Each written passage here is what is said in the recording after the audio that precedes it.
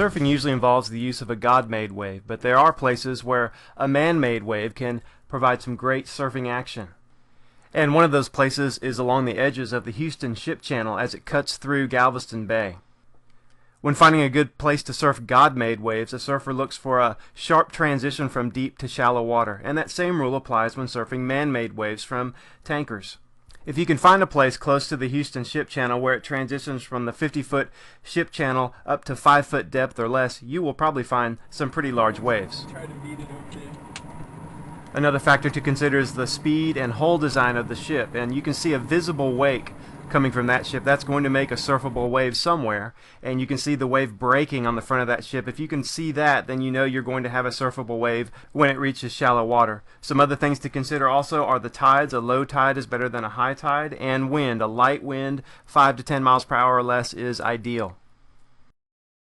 Once you find a good spot, get your boards ready, and it helps to have a boat that has a fairly low side on it so it's easy to jump off and get ready for that wave, and get about 50 yards in front of it so you can get yourself ready and to give the boat time to get out of the way. And this wave actually is not surfable. It's a little bit too small, but you'll eventually catch one that is surfable, and you'll be surprised how long you can surf.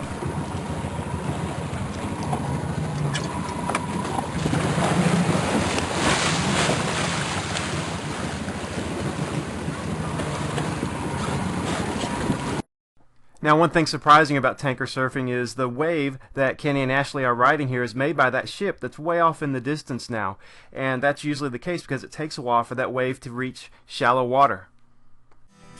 Well, that's how you tanker surf in Galveston Bay. Have fun and be safe.